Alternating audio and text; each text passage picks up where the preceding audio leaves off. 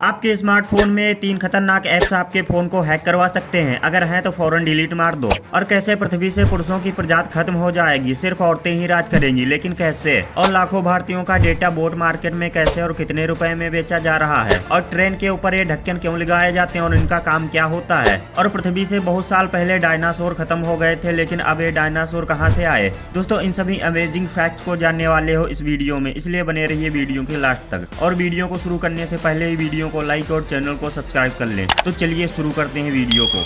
Number 5। आप तो जानते हैं कि बहुत साल पहले एस्टेरॉयड की वजह से पृथ्वी से सारे डायनासोर खत्म हो गए थे, लेकिन हाल ही में मैक्सिको के एक जंगल में भागते हुए छोटे छोटे डायनासोर दिखे हैं। ये वैसे ही चल रहे हैं जैसे प्राचीन समय में डायनासोर चलते थे। लेकिन ये कैसे हो सकता है, क्योंकि एस्टेरॉयड के टक्कर से सारे डायनासोर खत्म हो गए थे, लेकिन फिर ये डायनासोर कहाँ से आए? दोस्तों, अगर आप ध्यान से देखेंगे तो ये नेवले जैसे जीव हैं जो उल्टा चलने की काबिलियत रखते हैं, वो भी बहुत तेजी से। इनका नाम कोएटिस है। ये दक्षिण अमेरिका, मध्य अमेरिका, मैक्सिको और दक्षिण पश्चिम अमेरिका में पाए जाते हैं। इनका नाम ब्राजील भाषा तुपियन से लिया गया है। ये जीव 13 से 27 इंच लंबे होते हैं। दरअसल ये डायनासोर की तरह इसलिए लगते हैं क्योंकि उनकी पूंछ उनके शरीर से ज्यादा बड़ी या बराबर आकार की होती है। इनकी काबिलियत ये है कि बिना पीछे देखे तेजी से भाग लेते हैं, और इसलिए जब आप इसे दूर से देखोगे तो आपको लगेगा कि डायनासोर ही भाग रहे हैं। नंबर 4। क्या आपने कभी ट्रेन की बोगियों को ध्यान से देखा है? अगर आपने देखा होगा तो उसमें लगे ढक्कन जरूर दिखे होंगे, लेकिन बोगियों के ऊपर इन ढक्कनों का काम क्या होता है? दरअसल ट्रेन के ऊपर लगे ये ढक्कन या कैप रूफ वेंटिलेटर कहलाते हैं, और इनको यात्रियों की सुरक्षा के लिए लगाया जाता है। लेकिन आपको समझ में नहीं आया, दरअसल अगर ट्रेन की रूम में ये ढक्कन ना हो तो ट्रेन में आग लगने का खतरा बढ़ जाता है। आप सबको पता होगा कि ट्रेन के एसी कोच पूरी तरह से बंद होते हैं। कोच की सारी खिड़कियां पैक होती हैं। ऐसे में हवा के निकलने का कोई रास्ता नहीं होता है, और अगर गर्म हवाओं के निकलने का कोई रास्ता ना हो तो आग लगने का खतरा बढ़ जाता है। ऐसे में रूफ वेंटिलेटर पूरी ट्रेन के तापमान में संतुलन बनाए रखने का काम करते हैं। नंबर 3। दोस्तों, इस समय लाखों भारतीयों का डेटा बोट मार्केट में बेचा जा रहा है। कई स्कैमर्स यूजर के डेटा को चुराने के लिए नए नए तरीके अपनाते रहते हैं, और इन डेटा को डार्क वेब या दूसरी जगहों पर बेचा जा रहा है। आपको बता दें, ये स्कैम पूरी दुनिया में चल रहा है, जिसमें भारत भी शामिल है। आपको बता दें कि boat market online market place है। यहाँ हैकर्स विक्टिम के डिवाइस से चुराए गए डेटा को बेचते हैं। इन डेटा को बोट मैलवेयर की मदद से चुराया जाता है, जबकि डेटा को पैकेट्स में बेचा जाता है। इसमें डिजिटल फिंगरप्रिंट, स्क्रीनशॉट, कुकीज और दूसरी जानकारियां होती हैं। इस बढ़ते हुए खतरे ने अभी तक ग्लोबली 50 लाख लोगों को प्रभावित किया है, जबकि भारत के करीब 6 लाख लोग इससे प्रभावित हुए हैं। रिसर्चर्स के अनुसार 50 लाख लोगों की ऑनलाइन आइडेंटिटी चुराकर बोट मार्केट में बेची जा रही है, और इसकी कीमत एवरेज 490 रुपए है। सिक्योरिटी कंपनी को कम से कम 26.6 मिलियन चोरी किए गए लॉगिन्स मिले हैं। इसमें 7,20,000 गूगल लॉगिन्स, 6,54,000 माइक्रोसॉफ्ट लॉगिन्स और 6,47,000 फेसबुक लॉगिन्स हैं। आपको बता दें, इनसे आपको बहुत सावधान रहना पड़ेगा। ये digital boss customer service, search engine optimisation और एंटरटेनमेंट के फील्ड में ऑपरेट करते हैं। सभी बोट्स अच्छे नहीं होते, इनमें से कई मैलिशियस हो सकते हैं, जैसे रेडलाइन, वाइडर, रैकून, टोरस और एजोरल्ट।